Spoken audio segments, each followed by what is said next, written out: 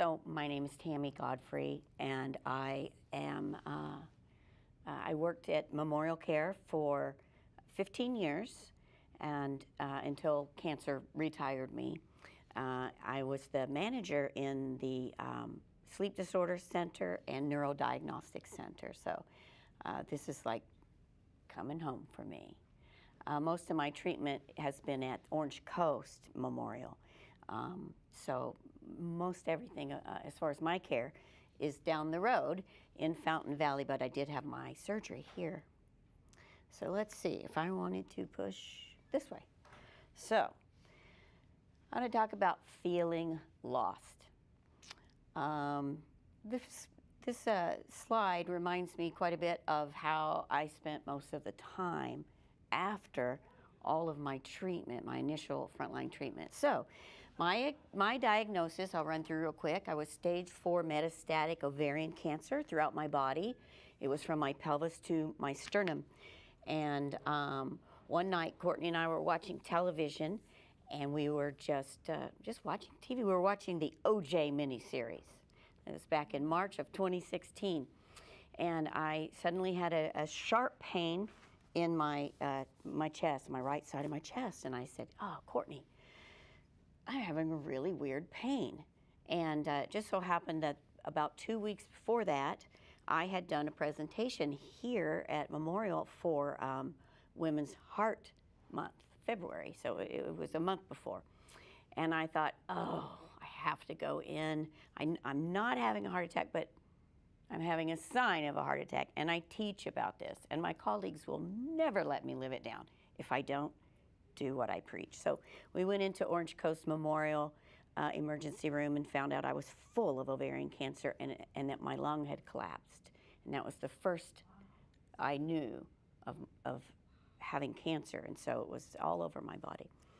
So my medical treatment included draining my cancer from the right lung, 12 weekly rounds of chemo, extensive surgery. We removed tumors and organs and omentum, and we removed lymph nodes. And I thought, well, what's left?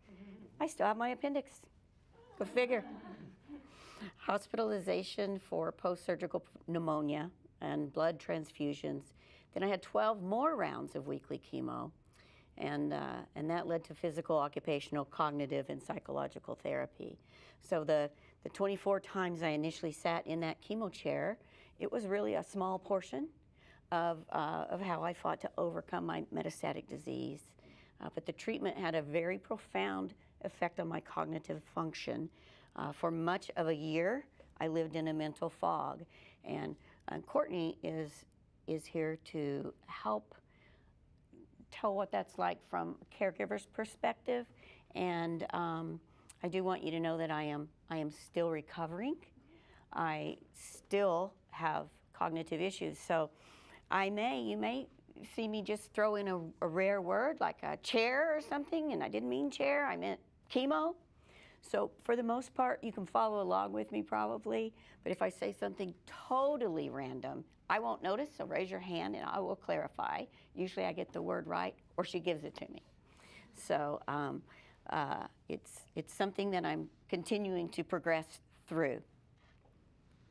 I began cognitive rehabilitation feeling as if my brain was numb about 95% of the time.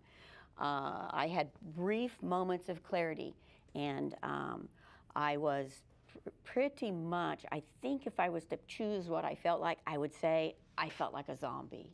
I just was kind of around through life and bumping into things.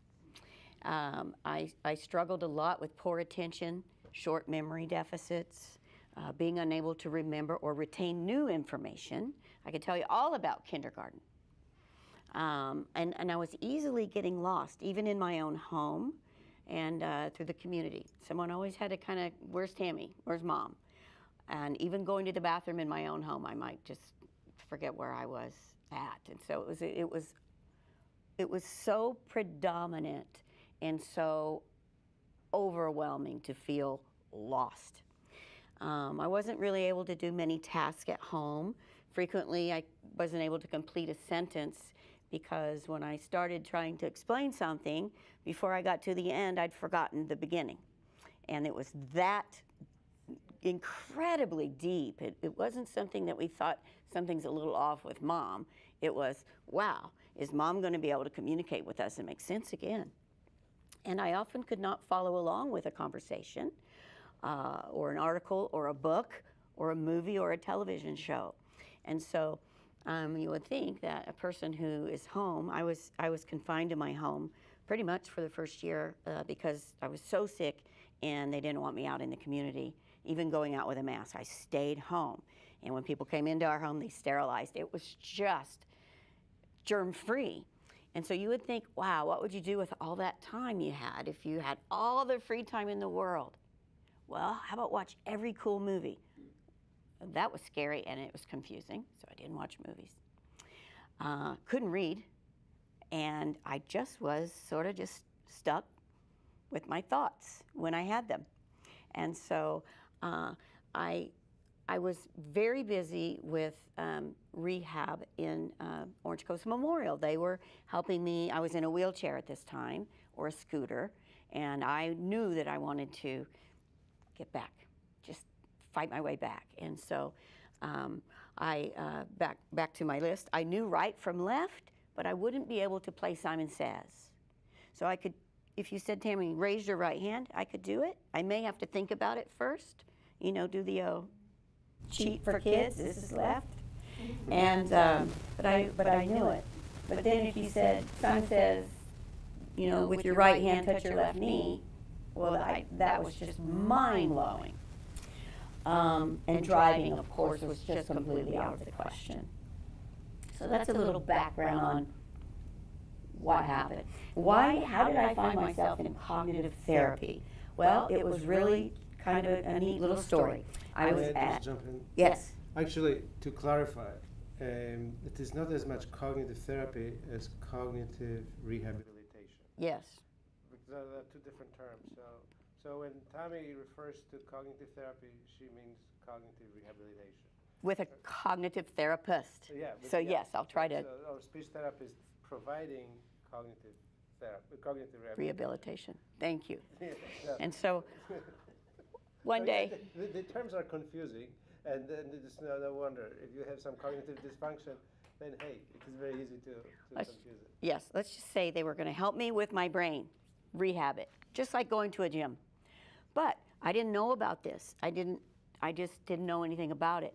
But I was at physical therapy one day, and as usual, I couldn't find my way back from the bathroom. And so the clerk at physical therapy went to the cognitive therapist, the speech therapist, and said, could you help this really nice lady? We just love her, but she doesn't know where she is. She gets lost. She's so confused. Could you help her? And they reached out to me and said, we heard about you. Do you want to come give it a try? Changed my life. Yeah, so getting lost on the way to the bathroom was a good thing that day. And so some of the general memory help that the therapist had me do included a memory notebook, using memory apps on my phone, hand signals. And by hand signals, I don't mean like, you know, being out at the airport doing this, none of that stuff. Just, if you notice my hand here has a number 4 on it right now today. And that's so that I remember that with me today are 4 loose items. And when I leave today, I need to count. And when I have my glasses and my phone and my keys and my medicine, those are the 4 things I remember. Not a loose item? No, you're not loose. It's not loose. You're very secure. Okay. And so that is what I consider a hand signal. I signal on my own hand little remembrances for me. I do it all the time, every day, and now I rely on it. But it works. So that's just a simple little thing that I do. If I'm needing to remember something that I believe I can remember, but I'm afraid I'll forget it, what would be an example? To go to the grocery store, okay? Maybe to go to the grocery store. I just put an X, and that, it makes me realize, okay, I'm supposed to remember something. And I'm at the point now where I can remember that I needed to remember. Okay, so that's big growth. Reading, I'm a I love reading. I've always been a big reader. And even now, 2.5 years after my diagnosis, reading is still difficult for me for comprehension, and we'll talk about that. Driving therapy. I turned learning how to drive again into therapy, and lots to that. I'll talk about that. And then my therapist, Deborah Drysdale is her name over there at Orange Coast. Nice. She came up with, nice job. I'm remembering that name? Yeah. Deborah Drysdale. She came up with a really fun exercise, and it's called shopping therapy. All right, so I go through all of that. Right? Who doesn't want some shopping therapy? You can even do it online, but it's more fun to go out. So my therapist recommended that I carry this small spiral notebook around wherever I go. And whenever I had something I needed to remember, I would write it down right then. My short-term memory was so short that if I didn't write it down right then, it was just gone. And I don't mean you can retrace your steps like, where did I leave my keys? I came in here and then I went here, retrace. It was gone and it wasn't coming back. So I had to, first of all, keep up with the notebook, which was fun. So I had this little red notebook, and I called it my brain, or my memory. And I'd say, anybody seen my brain? It's a little red notebook, and people were always helping me find my memory. So an example would be, I'm at the top of my stairs. Unfortunately, we have stairs, and stairs are always hard for, I'm sorry about that sound. Stairs are always hard for cancer patients when we're tired or sick or whatever. So I try to limit my trips up and down the stairs. So I really wanted to get my book and write. For instance, I'm sitting upstairs and I'm thinking, gosh, I want some coffee. But by the time I get downstairs, I won't remember why I'm downstairs. So I took my little book and I wrote kitchen, coffee. That told me where I was headed and why.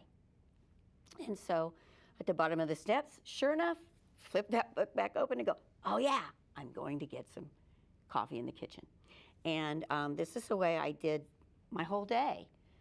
It felt like I was gaining some control back, and which is nice, at least I came back upstairs with a cup of coffee. And so once I completed that, I would mark it off, or I'd be drinking coffee in the kitchen all day long. So I have to mark that thing off. So this is a picture of my little brain, and I used it, to jog my memory like I explained. And so this was for just current and short-term use. This wasn't something that was going to get me, 2 months down the road. This is just day-to-day getting me through my day. And I wrote myself a note. In case you forget, you got this. So examples are, for a little memory book would be taking your medicine. I'm looking for my reading glasses, and now I know I need to go downstairs to look too. So once I get downstairs, I got to know why I'm there. So little things like that. Eat a snack. Every 2 hours, I tried to eat something. And so work a puzzle, whatever it is. I'm looking for my shoes. Find your shoes. It's that basic. Feed the cats. They like that one. And of course, as you can imagine, I lost this book all the time. And then there are memory apps on your phone. This particular memory app is called Errands. And the icon for that is here at the bottom, the little blue square with the gold check mark. So if you were to go into, an application store online, and it's a free app, and it is called Errands. Someone showed me that, a friend of mine, to help me, because Errands app, it can be built from the most simple, like find shoes, to all the way up to anything you want to organize. So as you become more and more able to do more difficult tasks, you can build this app with you. But it's a really good app that I still use, and I do recommend this app. And so it will help you keep on track on a further down the road than your little brain book. And I'm sure I'll always use one. This is why it's my favorite one, and I've tried a few. This app has the ability to nag until complete. So if I have a really important task like taking medicine or picking up a kid from school or something you really want to do, go to the doctor yesterday, I missed my therapy appointment. I missed it because I forgot it was Thursday. So next week I'm going to be alarmed to go. So I still have these issues. But nag until complete is awesome, because until you check off that you've done that, it's going to keep telling you to do it. So these things are so helpful. I don't know what my mama did back in the day without all this help. She had melanoma. She had to do it all on her own. We have help. Okay, so I talked about my hand signal already, and I demonstrated that. So we'll skip that. Now, keeping up with essential items is sometimes very challenging, which, again, like for me, I just know a number. I keep it as basic as I can, and Courtney does the rest. So it works. I purchased a little clip at the hardware store, and in the photo, this is my wallet actually clipped to my pants, to my shorts. And I still do that to this day. I don't carry a purse. That's too much to lose. So I carry exactly what I need for where I'm going in a small little wallet, and then I clip it to myself. Right now, I don't have it with me because Courtney's here, which means I don't have to pay for anything. I don't have to have any kind of ID, nothing. So it's out in the car. Anything I don't need with me, a lot of times will be locked somewhere else. But that really does help me not lose the important things like my insurance card, my money, my driver's license. I still do this today, and it's extremely helpful. Finding your car. Who can relate to where did I park, right? Right. So when I very first started with the cognitive therapist in my rehab situation, we talked about the things that I was struggling with the most at the time. And the most at the time was, I don't know what my car looks like. I only know my car is black. So when Courtney would come pick me up, any black car that would pull into like the clinic or whatever, I would just go open the door. Hi! I was glad it was usually hospital facilities. Oh, sorry, you're not my ride. I did this several times. And so it wouldn't even be close to my car. It would be like a sedan or not even the same brand, or a big SUV. If it was black, I thought it was my car. I guess you forgot that's how we met. How? You just got in my car. Sorry. That's not true, but I like that. I like that story. Yeah, you have to watch, Courtney. Sorry. Well, that would have been a great find. Okay. So I just didn't know what my car was. So she told me, she said, I want you to get something and hang it from your mirror so that when you walk up and see cars, or when one's pulling in and you think that's your ride, you recognize that. And it's subtle, you know. So I walked over and I bought a barrel of monkeys. And they had teal monkeys, and teal is the color for ovarian cancer awareness. And so I thought, I'm going to get a barrel of monkeys because I like things to feel more fun, you know. So I got this barrel of monkeys, hung them from my window, and I could now find my car. It's still there, although I've added Wonder Woman and a couple of other things, and a tiger. It still hangs there for me to find. And then on the back of my car, same thing. All black cars to me look like black cars. So from the back, I can't find my car. So we got just a little red sticker. It's bright red, and it says, I love HB, that's where I live. And we stuck it on the back, and you know what? You can see that thing for rows. It's like black car, red sticker, that's me, and I go. And so I still struggle with this task, but those are simple things that can really make life a lot easier. And the other thing, oh no, I'm not there yet. I'll stick to the slide I'm on. I designed this so that I could look at it and tell you what's on the slides, not have to remember things. So when I start trying to remember and get ahead of myself, you can call me out. Okay. Shopping therapy. What is shopping therapy?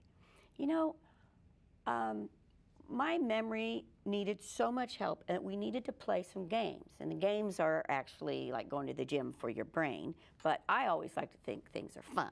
And so shopping therapy started out at Target, isn't that right? And Courtney was to write down 5 items. And what did I have? Like a little note card. You had your brain with you. Oh, I had my brain with me before I lost it. And so it had 5 items that she would write down.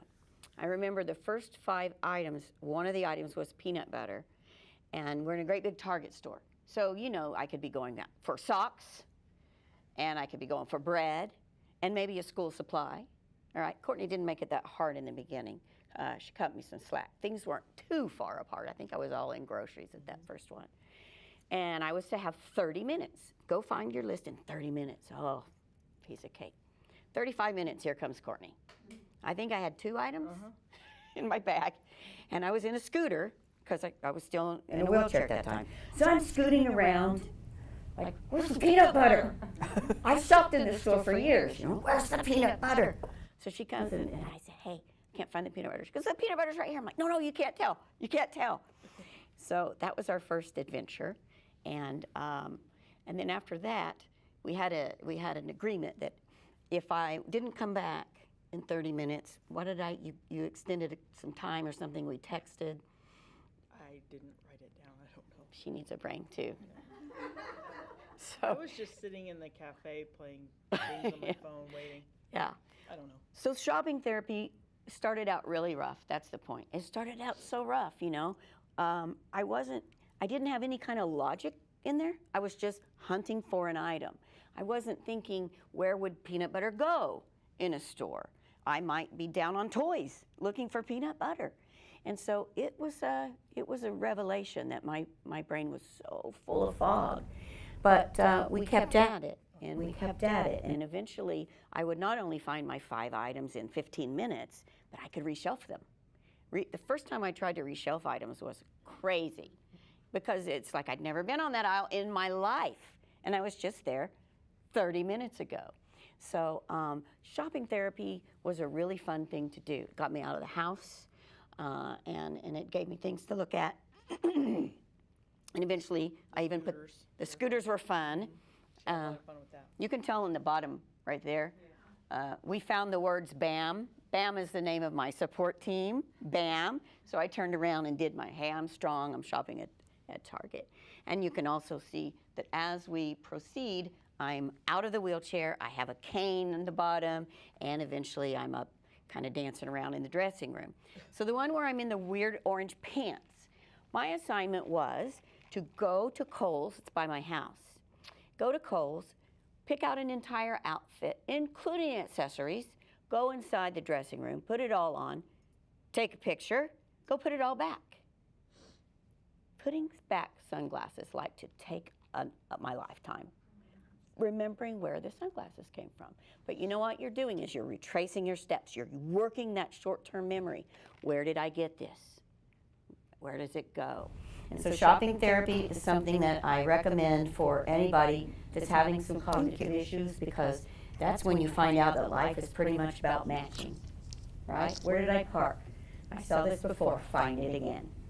Where would they keep the bread? Where do I put this back? And so I think it's one of the things that helped me the most, the very most. And it got to where I could do it on my own. I could walk to Kohl's, things like that. Also, it teaches spatial reasoning too. So because you are in certain space, finding your way around is an additional exercise, not just the items, recognizing them, reading labels, remembering that, but it's also really the area, you know, Yeah. where things are, you know. So that is great. It was really great, and when you start doing 2 things at once like that, I noticed that for me, I felt like the healing actually sped up a little bit. First, you have to be able to do one task at a time. Focus and attention was really hard for me. I have I have a brain that's extremely busy in a way that it didn't used to be. In fact, one of my doctors suggested, well, we'll give you Ritalin, and I chose not to take Ritalin, but I have a very busy brain, and it gets ahead of me, and then I'll get off track. Whereas before, when I started therapy, I just didn't have anything on my mind, and now I have everything on my mind. So the things that helped me get back the ability to focus were things like toddler things at first. So puzzles, playing memory, matching. the Senior Smart Puzzles, I'm giving it a funny look because I was only 53, but I related to the Senior Smart Puzzles. And I wanted to do crossword puzzles, but that was way too much in the beginning. I can do those now, but it took, I would say, 9 months before I could do that. I started out with toddler puzzles, like 10, 15 pieces, and then I worked up from there. Anything about trivia, anything like that, we would play. Mm-hmm. Jigsaw puzzles, online brain games and puzzles. I do want to mention that jigsaw puzzles, and you can, Dr. Verga can explain why, but it works 2 different parts of the brain apparently by doing them tactily and doing them online. So they had me doing both. So I would put together puzzles to where I had to touch it and feel it and turn it and fit it. And I also would do puzzles online where I just had to drag it.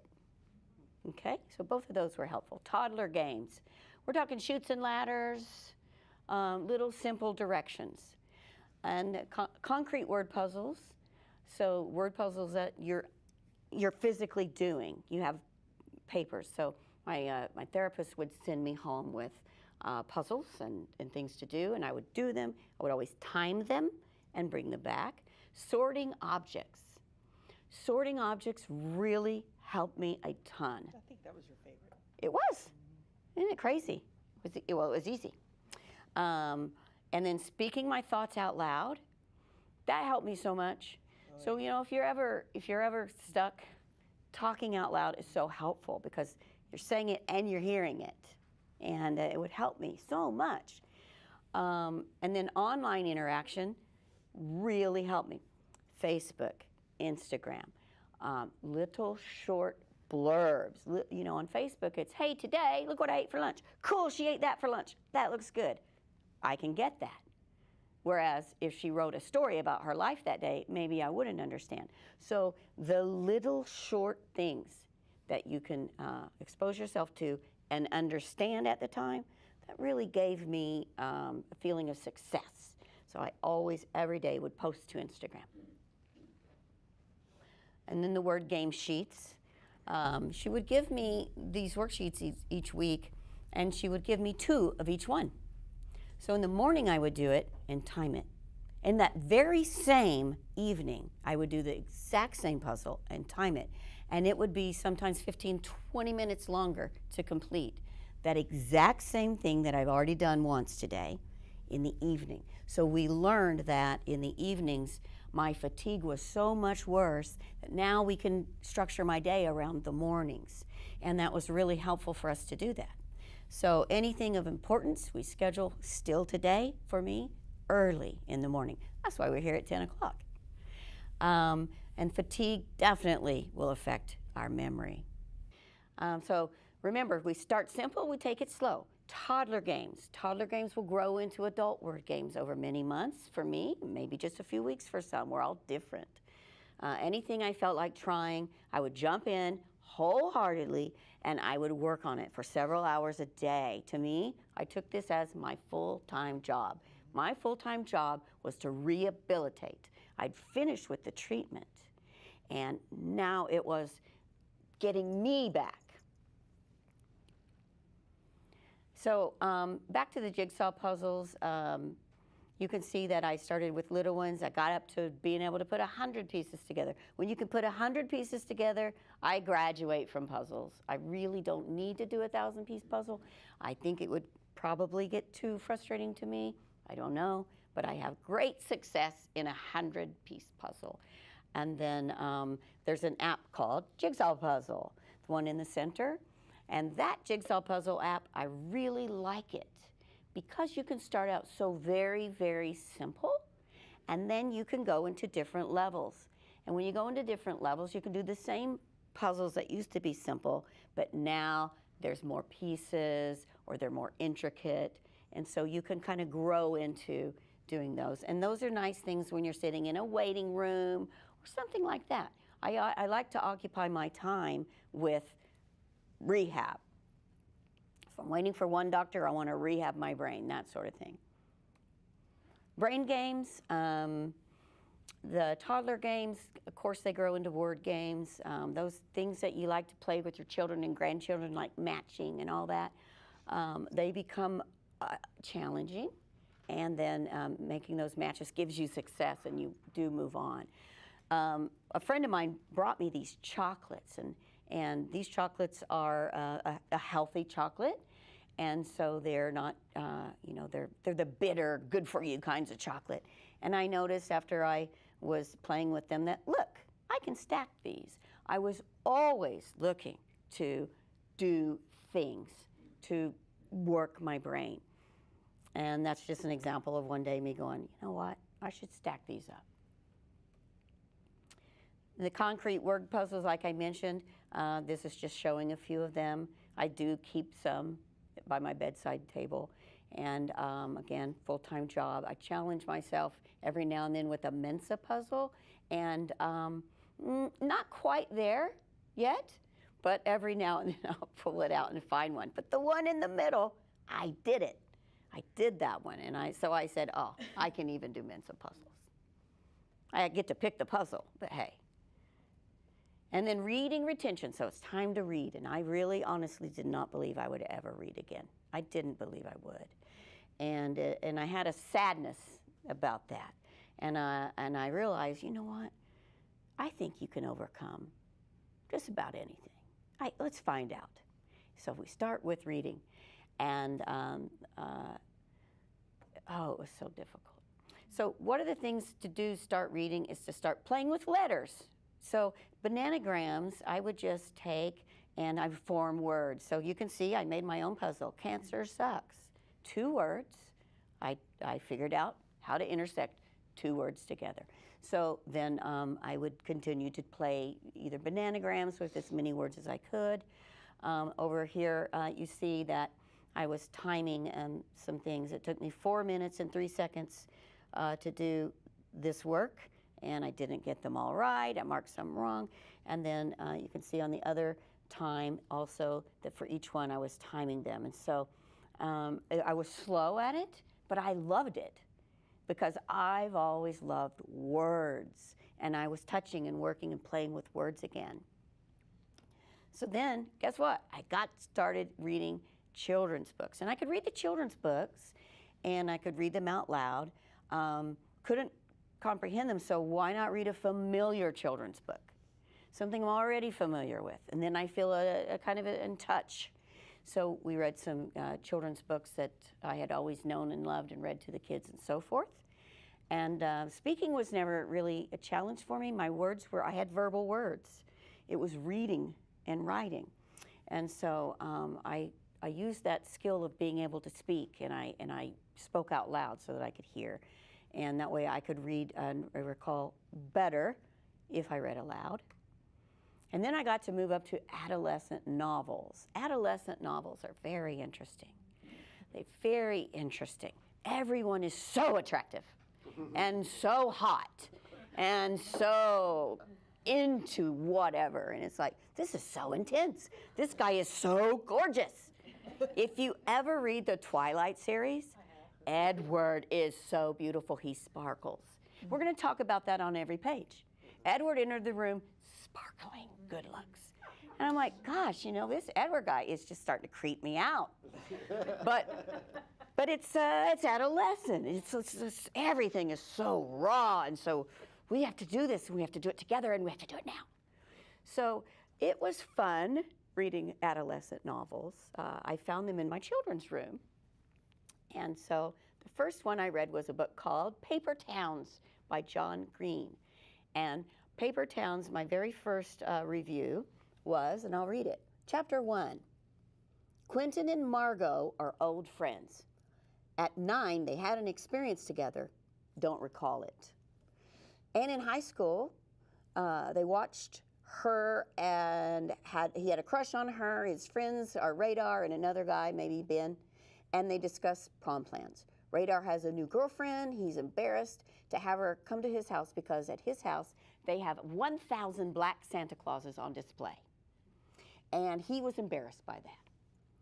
Chapter 1, the first time they saw each other since he was 9. So that was what I got out of the first chapter. That has nothing to do with the plot. It's just what I got out of it. Those things were fairly true, and what we learned together that day when we read it together was that Ben's name was Bloody Ben, and he'd been called that because he'd had a kidney infection as a kid, and he was chronic masturbation. See how exciting it is to read children's novels?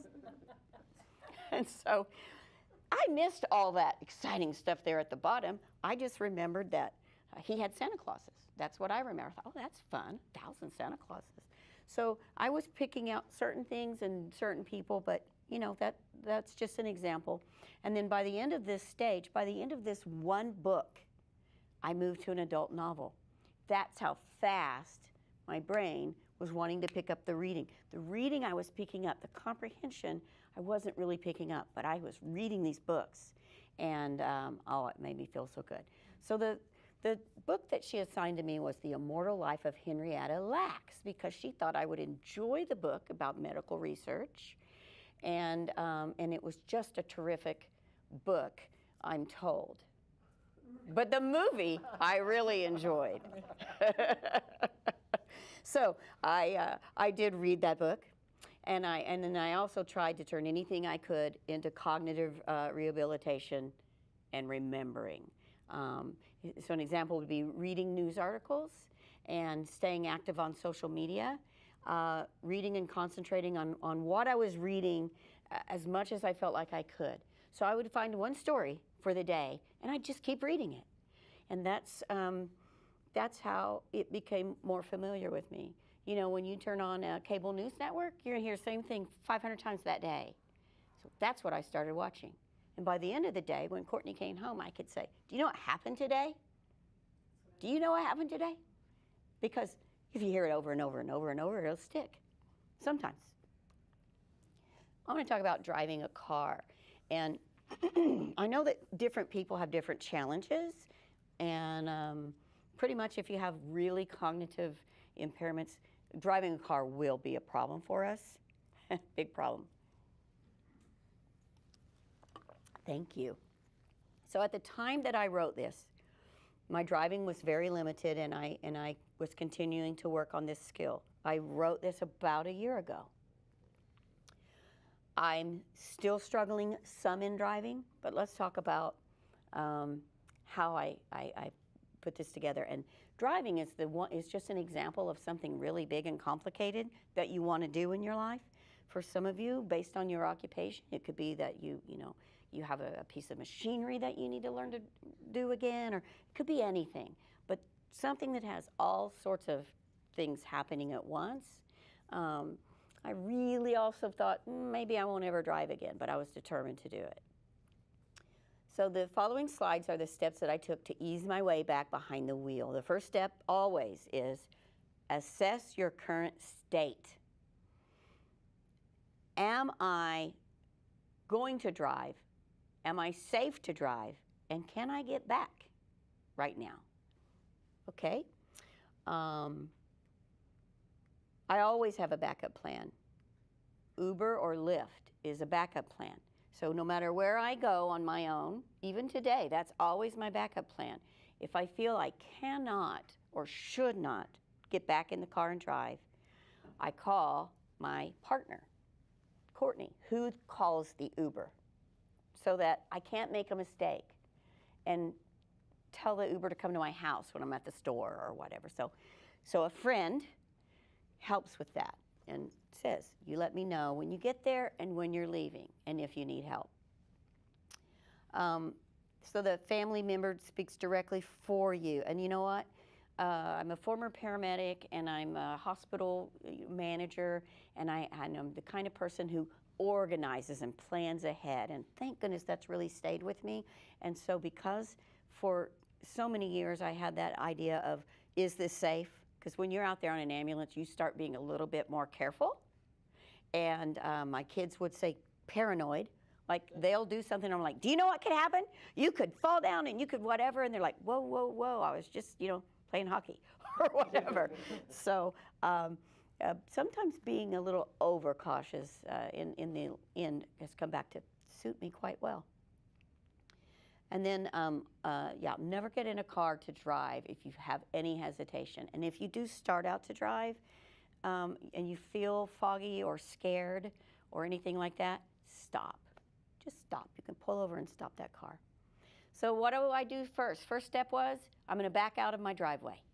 And that's it. I'm going to back out of my driveway every day and pull back in. So that's what I did. I felt I could do that. My friend said, what do you think you could do in a car? She said, what do you want to do? I said, I just want to drive my car and get my independence back. Well, what could you do?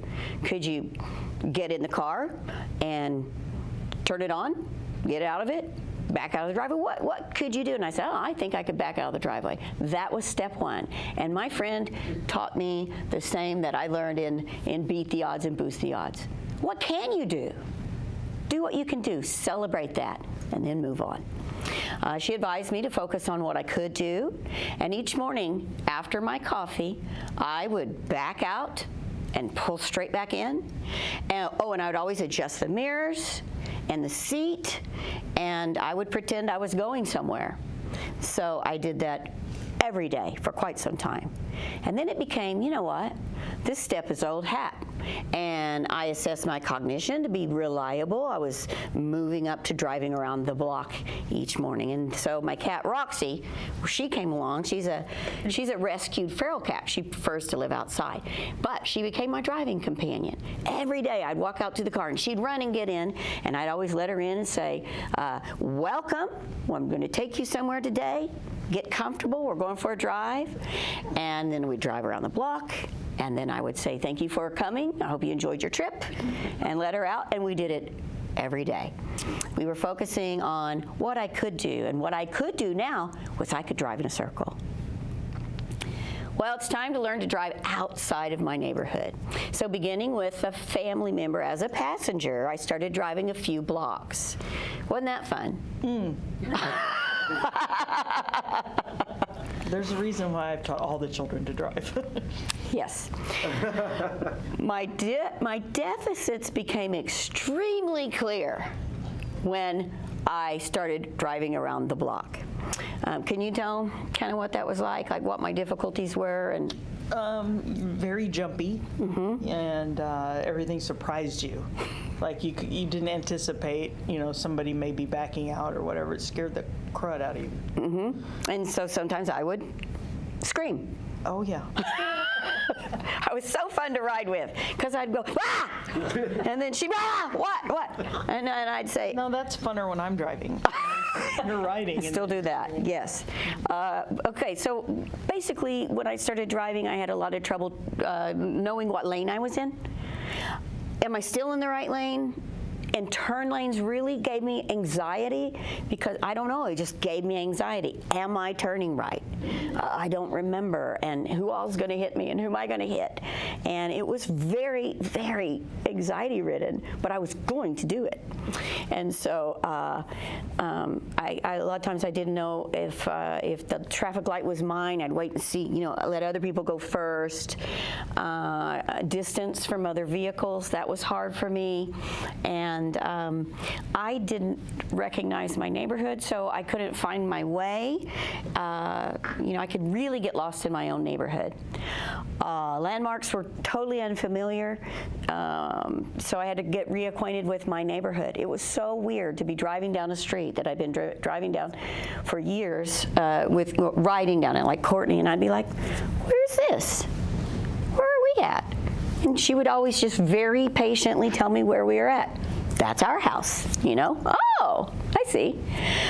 So it's very helpful to have someone very, very patient when you, it's like sort of for a little while being a toddler. And you need lots of help, and I appreciate mine. So. I jump in quickly.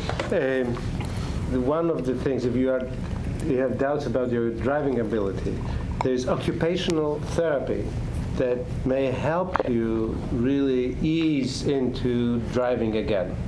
So, yes, I'm coming closer to Courtney because she has a mic. I have a mic. So occupational therapy is a great way to help you get back into driving. because they teach you different steps, and they will assess you and then release. If you had your driver license suspended, they will release you back to the DMV, and you will be able to get your license back. So. Yes, the occupational therapy helped me a lot on other things too at the home, how to do things around the house and stuff like that. Great add-in. Drive. It's a simple errand, or is it? It's very complex. So I would do a daily errand, and my daily errand became every day I would get up, get in my car, bring Roxy, because we had a routine now. Roxy would get in, and I would drive her to not McDonald's, 7-Eleven, which was what, couple blocks away? Couple blocks away. I had to get out onto Brookhurst to do it, and then drive to the very first traffic signal, make a left. It was right there on that corner. It was terrifying to do that. And I did it every day, and it became less and less terrifying and more familiar. Why stay with a nearby repetitive errand? Well, I did drive myself to distant appointment too early. I decided I think I'll hit the freeway, go to my own acupuncture treatment today. I'm telling you, I don't recommend more than a few blocks driving until you're very solid with lanes and all. I did it too early. So what happened? I terrified myself. I got afraid. I said, I'm never driving on the freeway again, and all kinds of ridiculous things that weren't true. And I came out of that. But I was scared. I was really scared that I was going to hurt somebody, and I'm lucky that I didn't. But GPS, thank goodness. What did our mamas not do? I mean, what our mamas do without GPS? Well, I can always find my way home because Siri will tell me where to go. Driving was really scary after that, and I did have some setbacks. And I learned that, you know what, we're going to have setbacks. At least I was brave. And now I'll be smart. So if whatever caused your cognitive delays, whatever that was, could also have caused you some PTSD, which it did me. And so PTSD I had in the mix of that. That's where I got the kind of reactions. Whoa, what's coming at me? And one time I was actually driving. I was alone, and a car was just coming, and I dove into the floorboard. It scared me that bad, and that guy and me were very lucky that day. So, yeah, it's something, driving is so much more complex than we realize. Let's see. So this can take many, many months. It took me 9 months to drive, I think. About that or longer. That or longer. Yeah, long time. So when you start out, rehabilitating, it's good to know that this is not going to be a short thing, right? You're in this for the long haul. Until when? Well, until I can do that. I still depended on drivers to get me far away, and I gave myself a 10-mile radius. And at that point, I was able to work like 2 exits a day. Mm-hmm. I'm going to get on that freeway, and I'm going to go 2 exits, and I'm going to come home. And then the next week, I'm going to go 3 exits, and just continued to ease my way in. But just when you think you can't go any slower, what happens? We know as cancer patients, and something happens. So with me, it was a good case of pneumonia. Set me back. So here I am in the ER with pneumonia, and I kind of had to do some redos after this a little bit. Now, written reminders. Written reminders are really good. You can write them in your little, book or other things. But written reminders are very, very helpful. But if you have really deep cognitive issues, have someone help you with your instructions, because see the picture of my arm and that trauma there? Well, up above that is a list of, from my physical therapist, what I'm going to be doing in the gym on my own. I'm going to be able to now come in on my own a couple times a week, and these are the things I'm going to do. So she listed them all out for me, and over on the side, there's words with the big asterisk. And what I wrote was, remove weight from previous person. That is how I hurt my arm. So it didn't say, step 1, remove the weight from the person before you. It just told me how to do this exercise. So I just came up the first day, and it was, one of those things that you're going to push the wire, and you're going to push that wire. Well, I just shoved it with everything I had because I knew that was easy to do, but the weights were about that much weight, and I just hurt myself. And so the reason I put this in there on written reminders is that remember to put every step, like you're doing a recipe for your teenager, right? Every single step. When to do it, in what order to do it, and how much to do it. And so, but I learned, so I made myself a big note over here. Remember, remove the weights. And then you just see other various notes, that I had. Even Team BAM, this was in my bathroom. Okay, my daughter made this. So it was really to remind me, but anybody who visited, wash your hands thoroughly. TAM, that's me, flush twice. I don't know about if you guys remember, but during chemotherapy, they tell you to flush twice. So we just wrote it down, put it at the toilet. Keep lid down, and then they added, keep your chin up. And that was good instructions. And keep your chin up is in red, because it really was the most important one. And then just writing down things like vitamins and the holistic things I was doing. And then up at top was, that was from cognitive therapy. So she's telling me shopping, Target or Ralph's. She's telling me what to do.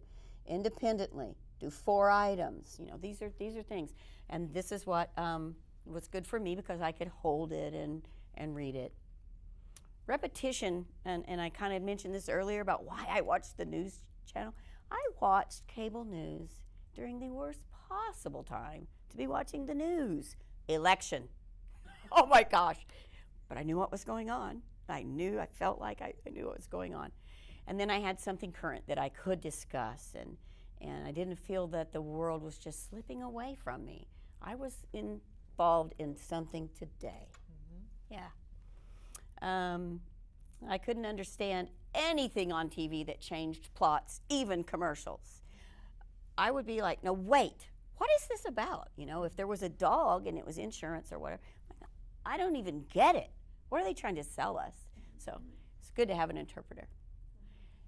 I think that one of the easiest things when you're having cognitive issues is to use an old-fashioned wall calendar. So this is a picture of my wall right by my bed. So if I look over to the right, I see all of my children and my calendar. So my calendar is what I'm working on. My children are why. Keep it on the wall near where you stay the most. Keep it very simple. As you can see, 1 or 2 words with the time of the day. That's really changed. I can't even read it anymore. I'm doing so much more. Yeah. It's exciting. Eraser boards are great. Eraser boards, I found one that said, make it happen, and look at the bottom, it says, don't forget. So don't forget, I just said to smile and look up. I still try to keep things to 1 or 2 things to do a day because I still can get very overwhelmed and I still can get fatigued. So Friday was going to be yoga, and Tuesday yoga, physical therapy. You can see I had a theme. I was kind of in therapy all the time. And then we were going to go to a potluck with our dog friends. So that was a good week. And then I said, stretches daily, walk daily, puzzles daily. Remember to do these things. Now, it's also helpful to have by the front door another eraser board, because do you know what happens when someone leaves your house and you're cognitively having issues? You forget, and you don't know where they went. And Courtney can say, I'm going to run to the grocery store. I'll be back in 15 minutes. And then I'm like, Courtney, where's Courtney? I'm wandering through the house. Courtney.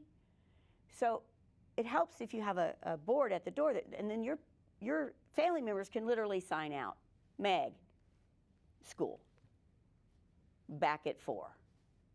And then when I'm wandering around lost looking for people, I can know where they are, and I don't feel overwhelmed. I don't feel like I'm out of sync, even though they've told me where they am, or they go there every day.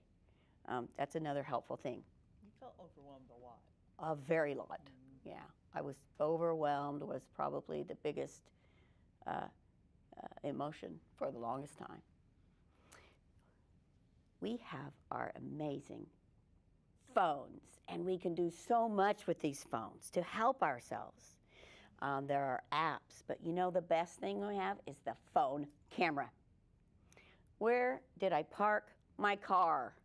I'm going to take a picture of it. Just take a picture of it. So here I show where I was parked, and you know who pays the parking for me?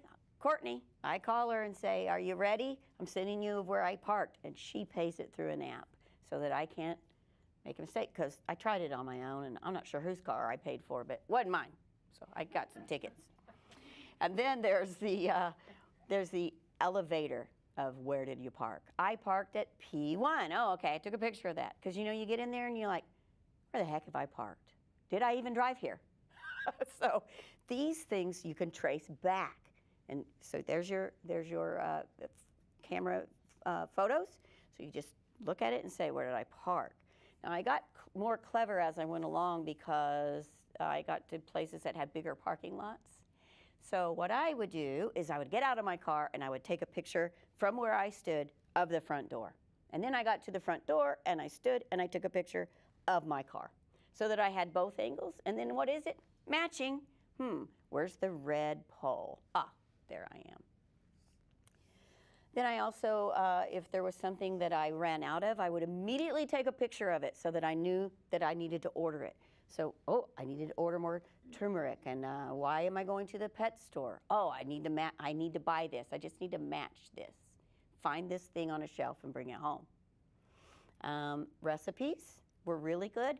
My daughter was cooking for me. We were eating just extremely healthy green diet, a lot of raw and healthy eating for my brain and body. And what we learned to do was do step-by-step photo recipes, because I also had to learn to cook again.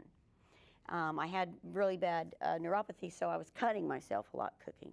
So what we were doing is we were trying to, you know, work all that out and do it in pictures so that I could do it by myself. And then I created a photo shopping list. It was a lot easier for me to know that I needed to go to the store and just match up these labels instead of writing bread. Well, I don't remember what kind of bread I buy, or, you know, that sort of thing. So we just, we would make shopping lists with photographs, and that was really helpful. So that's a tip that I want to pass on, because it doesn't matter what the reason is that sometimes we forget. Just aging, we can forget, you know, short-term things. And so anything to do with, I need to remember this, remember your one thing, your camera. I have a little photo album in my phone, and it's called Memory. So if I took a picture just because I needed to remember something, I'd throw it right into that.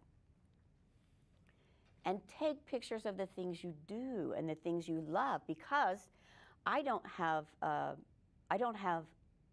short-term memory, even still, much at all.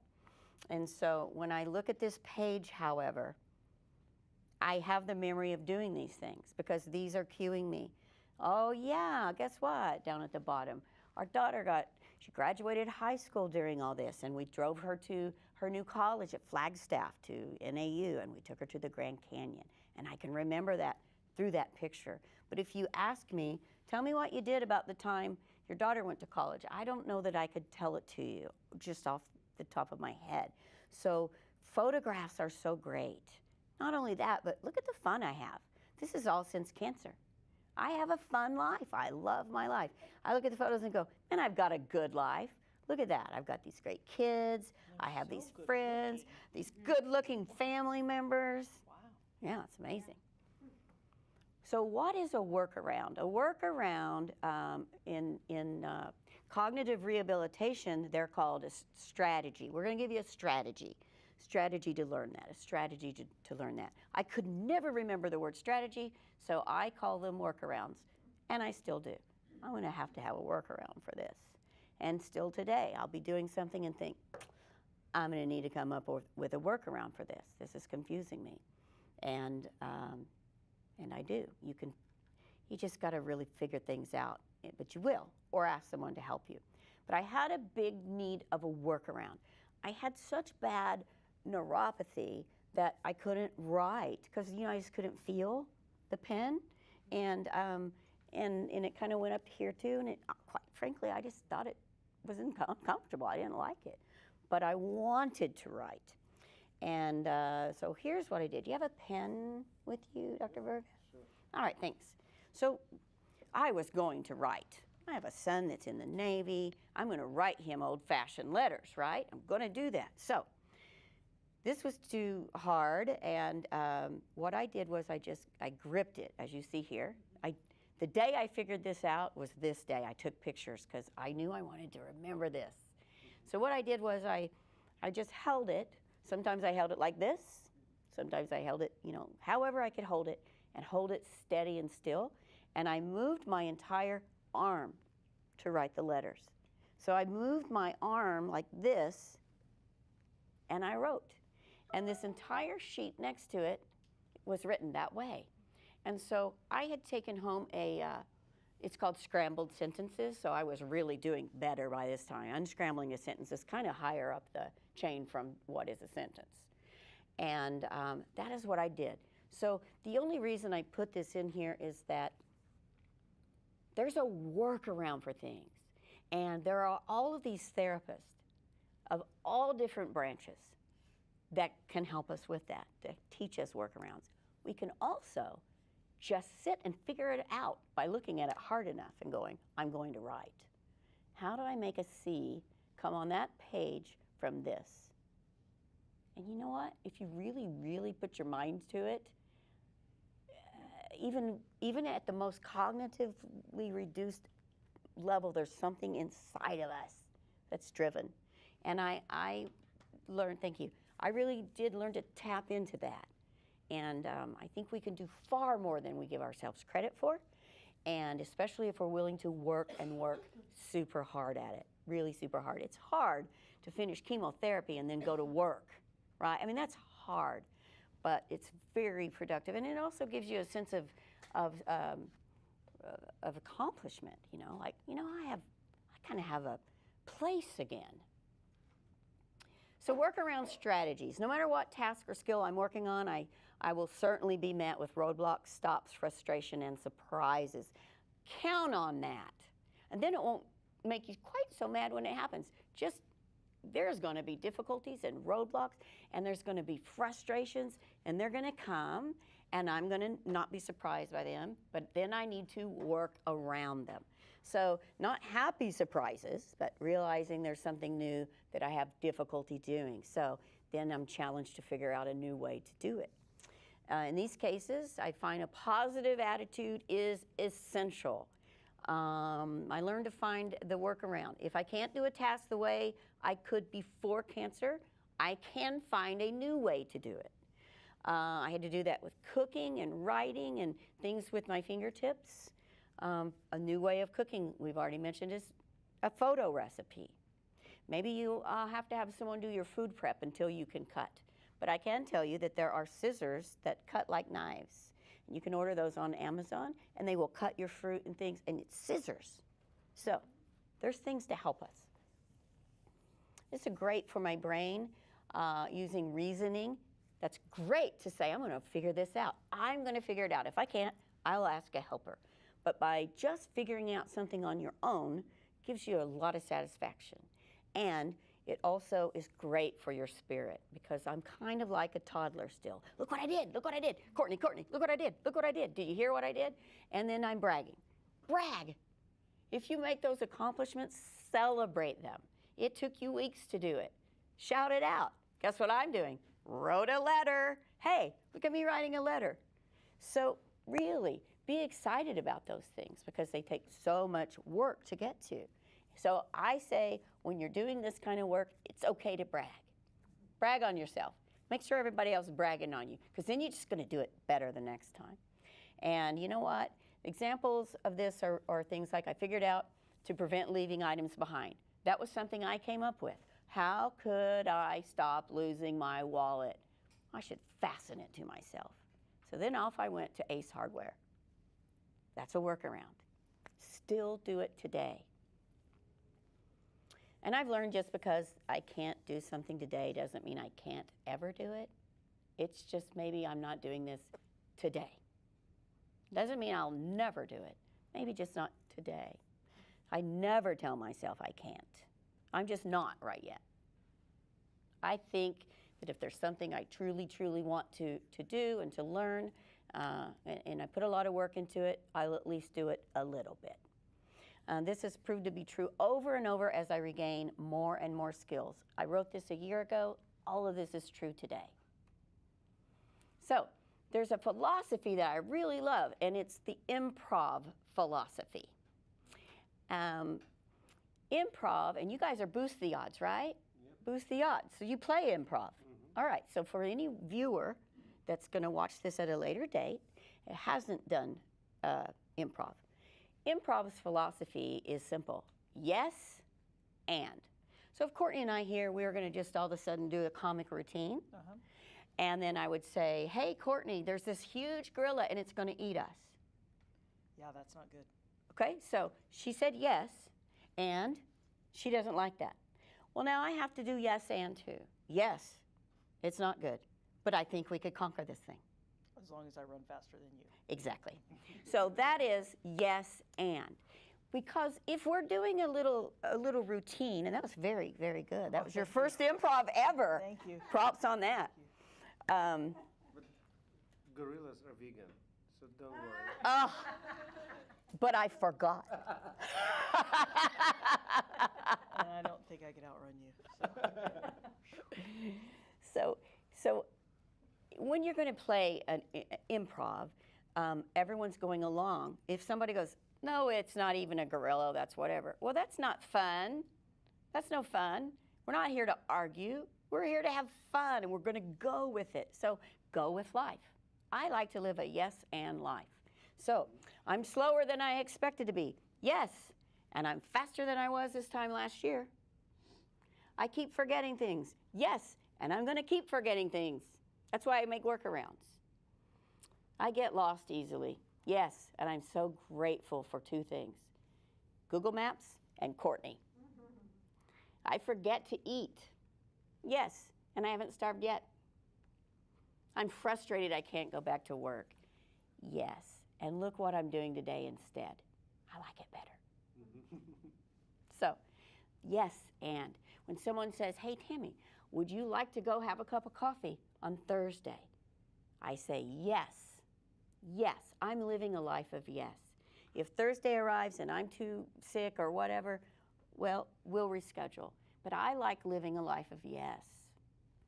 So, accepting our limitations and believing that they're temporary, and then slowly, slowly growing.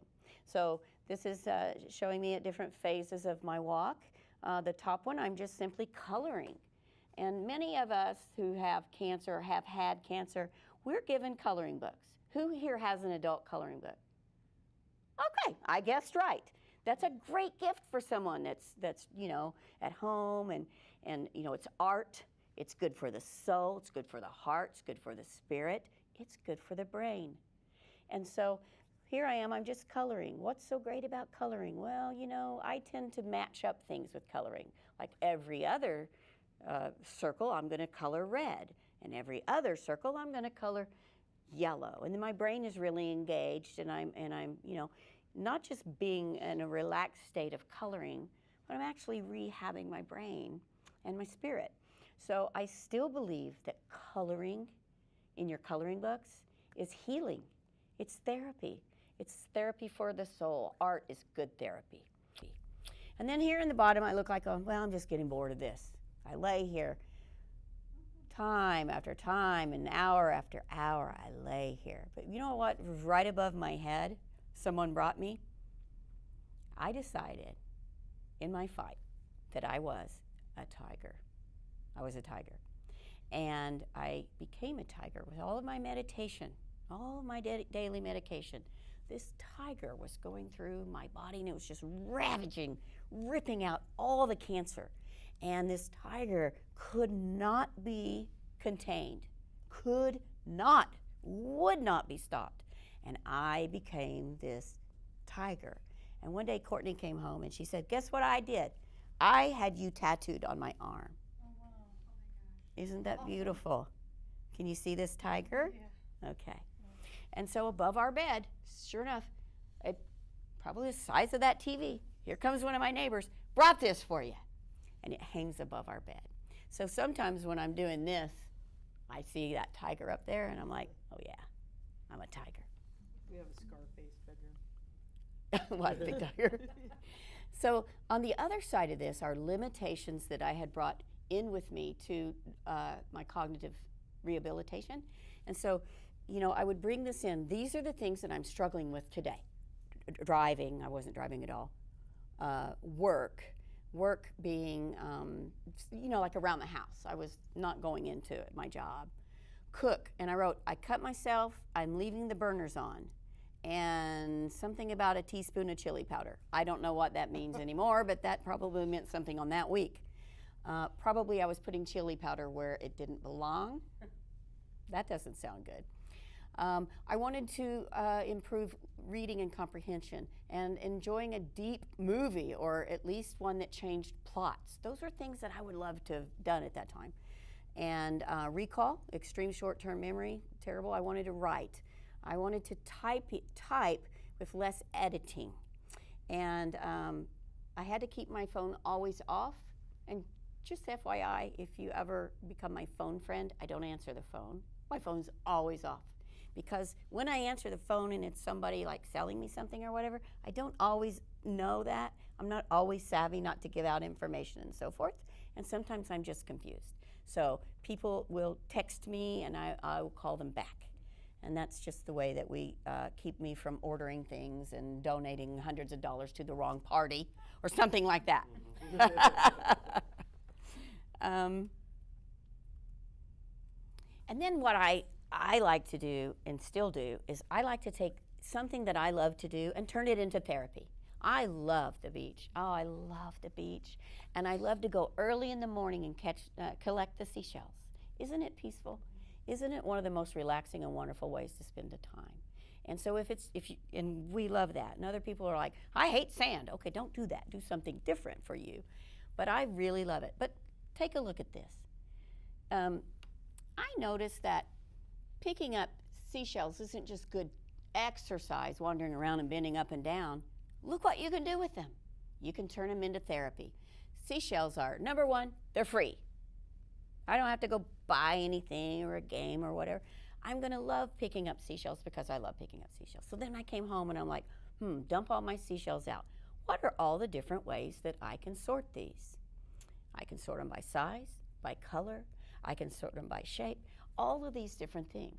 And so just in doing this, taking the photos of each one, that was a therapy that I absolutely enjoyed doing. And then I send the seashells to people that don't live near the ocean. Sort it all out. Life is full of matching, and our brain is going to be matching, matching, matching. So, you know, sometimes you can do a task and your family will kind of appreciate it. Like, I'm going to dump all of this stuff here, and then I'm going to put it back together. Matching lids. You know how fun that is. So there's that, and then, well, let's see. Go pull all the limes out of the fruit, you know. What can you do with matching? Pretty much almost everything. Sort money. At the time that I was doing this, I wasn't really able to take the money and say, Courtney say, find 35 cents. Well, I couldn't do that. But I could find all the pennies. So what can you do? Find what can you do, and then do that. Throw all the change on the bed and say, all right, pennies go here, nickels go here, that sort of thing. And then I think I'll stack these, work my fingertips. Constantly I was trying to rebuild and rehabilitate. And then, of course, the coloring, like I mentioned, and even sorting out and making food, making little snacks. And look how they all look just the same. So there's so much that we can do in our daily tasks that will help us to improve. And it'll help us do a little bit less of this. What can you do? Remind yourself daily of the progress you've made and talk about it. Talk about it. I'll go a step further. Brag about it. Your family's proud of you. for doing these things. They'll brag with you. Celebrate the smallest growth. Live like there's no tomorrow. Live that life of yes. And then we're not going to put this video clip in, but I might send it to you. Okay. Final thoughts, create a shortcut. Make ways that work for you. Focus on what you can do and grow that skill and then watch it evolve. Kind of like first you can dump the change out on the bed. Maybe you're just looking for the brown ones. Find the pennies. And eventually you're doing a drill of here's, find me 77 cents. Here it is. Grow and evolve with your skills. Focus on what you can do. Never approach a task saying, I can't. Instead, I like to say, not yet, not yet. The fact is that I wrote and typed, well, you wrote. I wrote, you typed, and formatted this presentation. But A lot of it. I did a lot of it. The typing I wasn't able to do with neuropathy at the time, but I did the formatting. You wrote it out, and I just typed it from what you wrote. Yeah, and so that is huge. The fact that I wrote the words, they're simple words. I put on here, and this one I wrote a year ago, when I started cognitive rehabilitation, this was not only impossible for me to have written this, I wouldn't have been able to read this, and I certainly wouldn't have been able to comprehend it. And so I edited this, and I wish I had more complex sentences and vocabulary, but that's further down the road. I put coming soon. So believe you can and set about it like it's your job and turn everything into therapy. Challenge yourself because you will get there. And so when I first started writing this and putting it together, it was an assignment. My therapist said, what is it you do in your daily life that you would like to do again? And I said, I like public speaking. And that sounded like the furthest thing from possible, the furthest thing away. And that's what we tackled, little by little, by little by little. Start out by making a list, start out by doing whatever. And through the course of months and months of therapy, I came up with, not this one, but my first slide presentation, which is just a story about what I did to cancer, not what cancer did to me. And it's my cancer story, and it's motivational speaking. And so after we did that one, she said, you know what? Do another one. And so she had said, what would you like to do as a final assignment here? Because I graduated.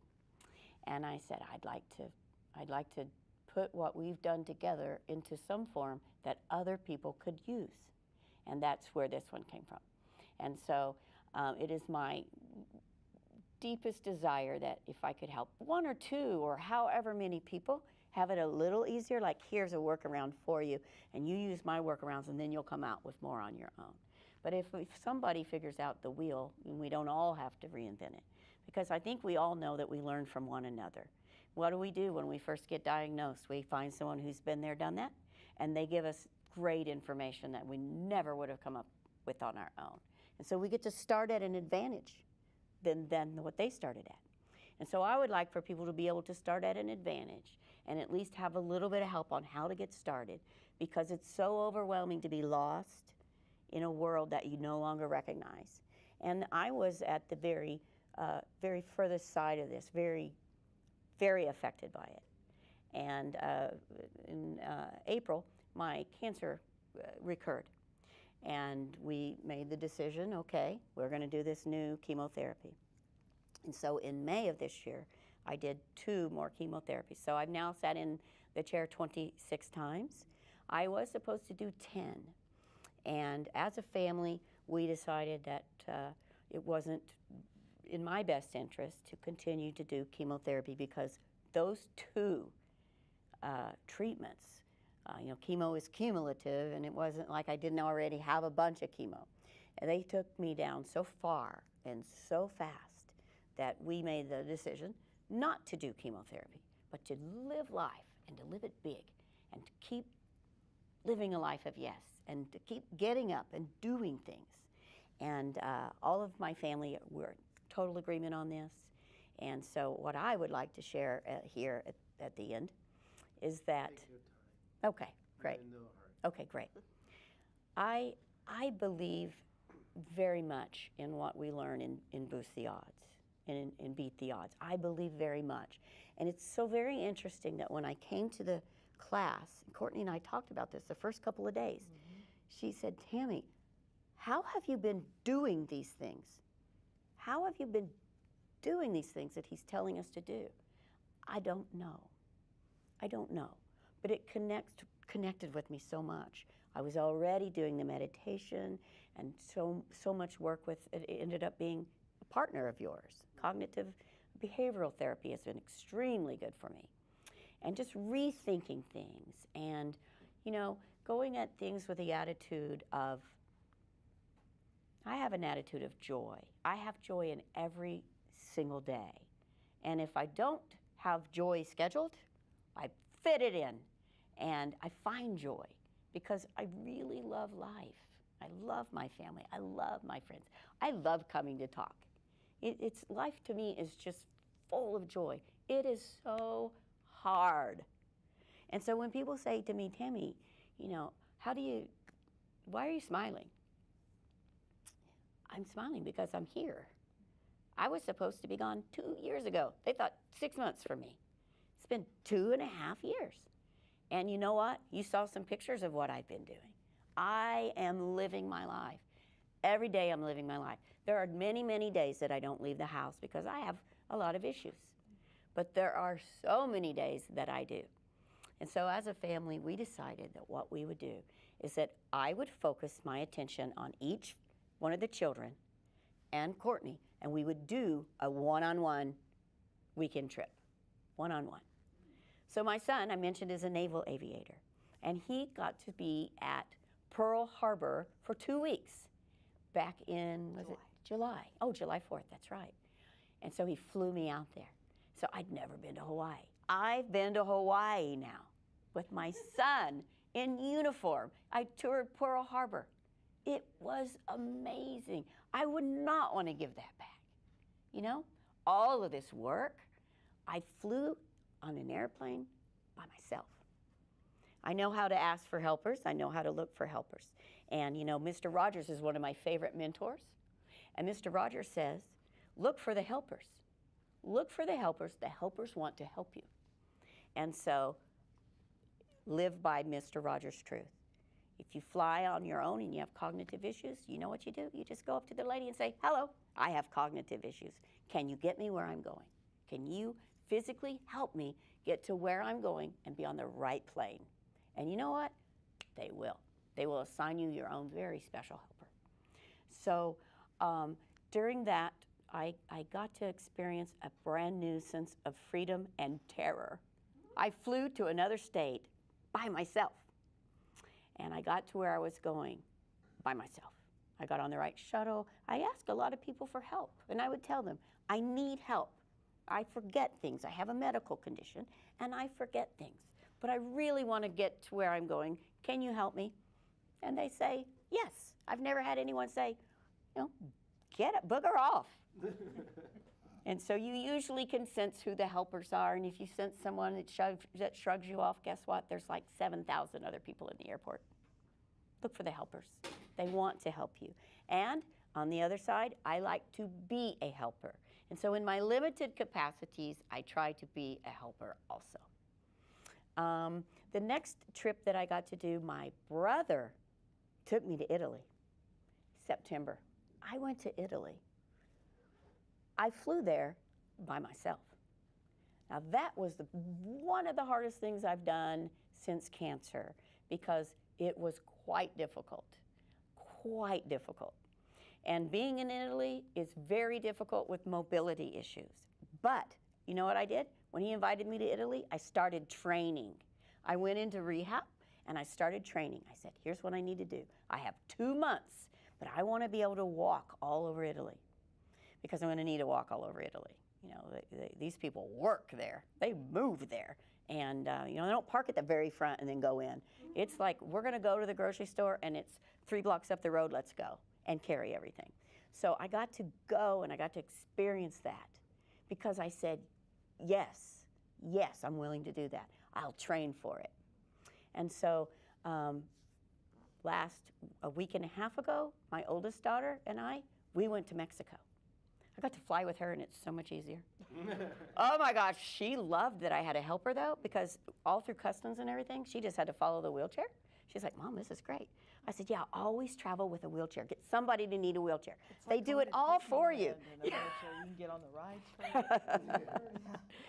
So that was amazing. And so my daughter, who's 33 years old, oldest of 5, she and I, she's very, very busy. She's a very busy person in her career. The last time we'd gone anywhere alone together, she was in the 8th grade. And so here we are, we're in Playa del Carmen. And I knew that I was going to need to do a lot of rest. And my daughter said, good, because they siesta there. We did a siesta every day. We embraced the culture, and we napped. And we talked, and we laughed, and we had the best time. And unless one of us was in the bathroom, we were together the whole time for 5 days. And we talked. And she had brought some planned questions, and she videotaped me, and she talked to me and said, tell me about this, you know, whatever she wanted to ask me. Hard things, fun things, memories, and she videoed that. And so we made these memories together, and it was so great. And so now I have run out of family members with money. So now we're going to do littler trips, and I'm going to take the younger kids. So my children range from 33 down to a senior in high school. We have one child left in high school. She's 17, yes, she's 17.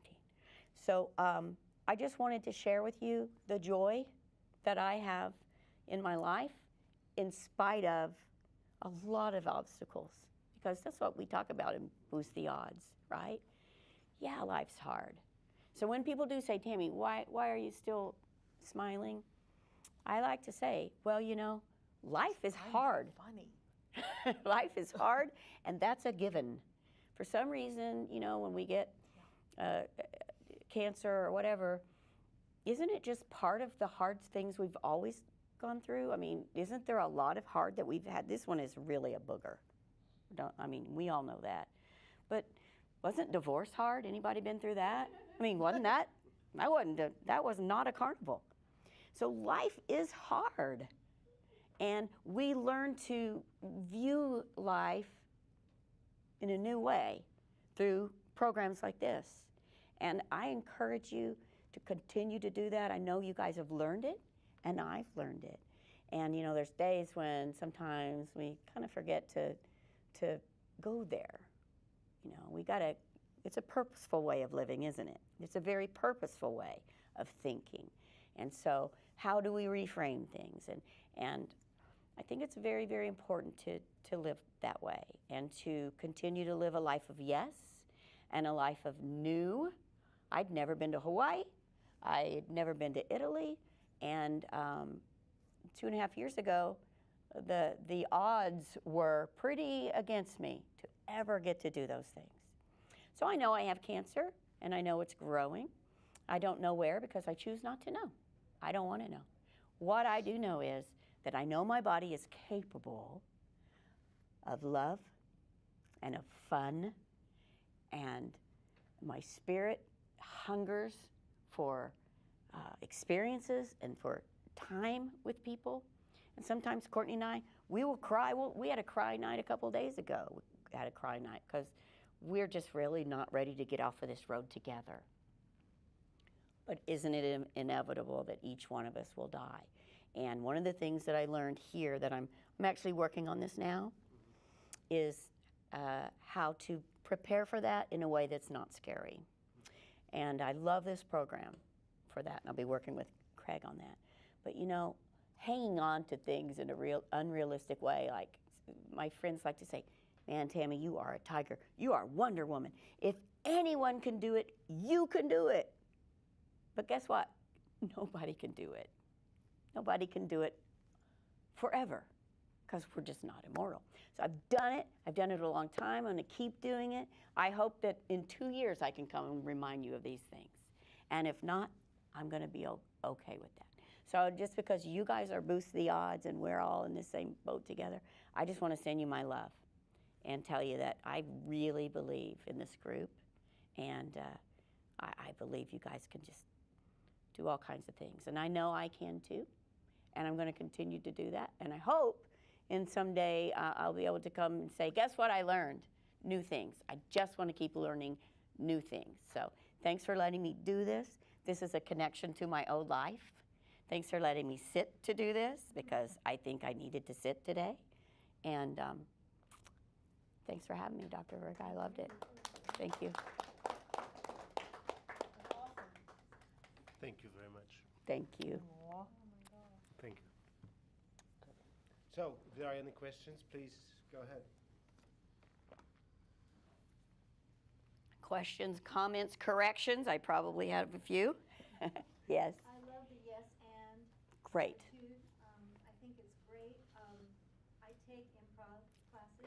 You're the improv girl. Yeah, I'm the improv girl. Oh, I've heard about you. I know what it is you're talking about, and it really starts with yes, meaning you're agreeing with whatever someone is saying, and the and is what you're adding to it in a positive way.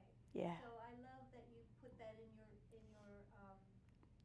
presentation as part of how you believe in what you do, because that is a good thing.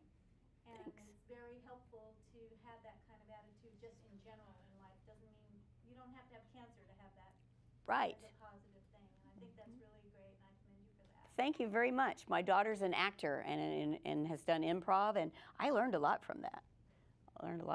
Because usually with cancer, the first thing we want to say is, I'm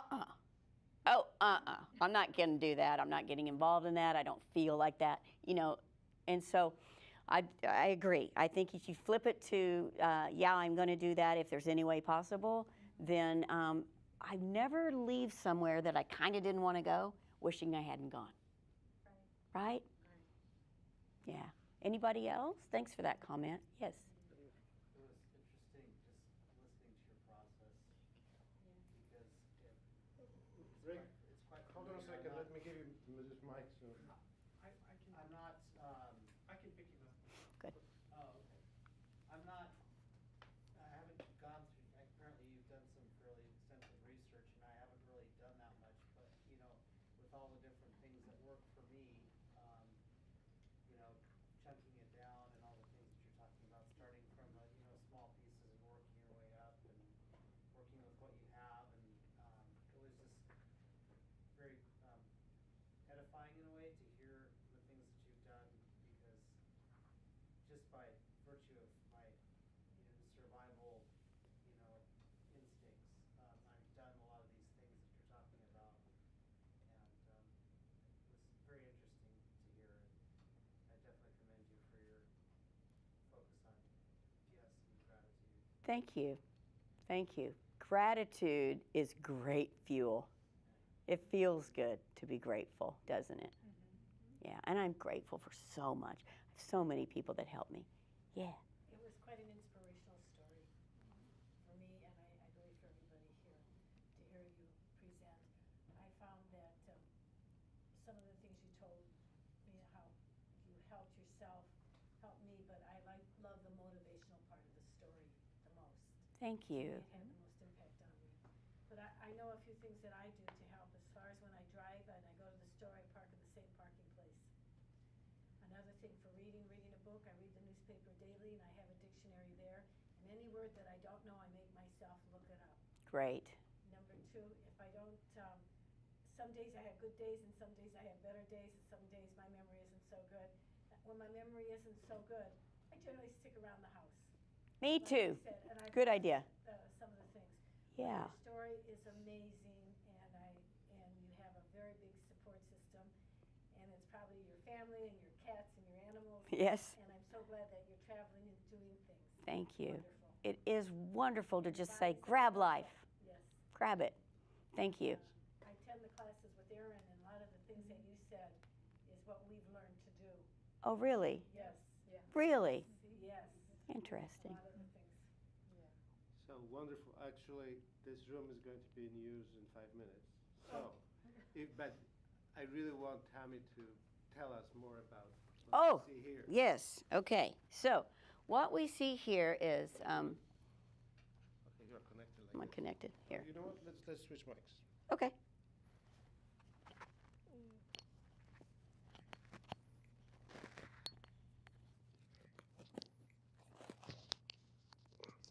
All right. I'm glad you asked because it's a mystery to me too. So when I was really deeply, deeply confused and spending, gosh, 75% of the time in bed, I would do things like I said, Instagram and things like that. I have an Instagram famous dog, and he had 30,000 followers when I got diagnosed. So you know what I wanted to do is I wanted to keep posting a picture every day because it gave me a familiarity with something that I'd always done, and it was a sense of accomplishment to just do that. Well, one day I thought, you know, I'm really feeling in an artistic mood. I want to just try some graphic art. Have I ever done graphic art? Never, never. So this is what I made. I can honestly tell you I don't remember how. I don't remember the apps. I don't remember how I put it together. I remember doing it, and I love the finished product. And what it is it's a story. And I must have been thinking in pictures a lot back then. So the story is about me having cancer. So I started in this corner. I do remember the process. I did this in a way of, this way was the story. And in the very center, I put some scary things like death and skulls, because to me, the whole center of my world was death. You know, it was just like death. And that's really not what I wanted my focus to be. So surrounding it are other things that I did. This part's very scary, and it's where it all started, and it's dark. And there's the Grim Reaper, and that's a cancer cell, and somebody flipping off the cancer cell, and then embrace the suck. That was my saying in the beginning. Embrace the suck, because it sucks. Just embrace it and go with it. So then there's, of course, stethoscopes, and we're going to be best friends until you die, blood, sweat, and tears, and then there's ribbons and the battle, and fighting, and teal boxing gloves, and the tiger came very early, and the turtle. Whenever I was just going too hard and too fast, I said, tiger down, turtle up. Take it easy today. And so this just continues along. This is chemotherapy, actually. The word survivor, my dog, he was my nurse. Temporary, I always like to remind myself, this is temporary. Today only has 24 hours. And that's it, guaranteed. Tomorrow's a new day. Temporary, we start again tomorrow. My son's in the Navy, an anchor, and my marriage. These are things that, you know, really just were important to me. These all represent my children. I have an actor. I mean, these are just my children, my family. And as I went on, Rosie the Riveter and the word BAM, and nerve, because my nerves were shot. There's a brain in here, right here. My brain was missing, and the nurse and the cat and the gun and fighting and battle. So all of this got put together by me from somewhere. And I don't remember doing it, but I just remember wanting to create. And so lately, I've been thinking, oh, I should do that again, because it was really, really cool and fun. And that's it. It's that I made something out of just a desire from within. Looks like a Picasso. Thank you. And there it is, yeah. So. It's about Picasso's modern. Thank you very much. Thank you.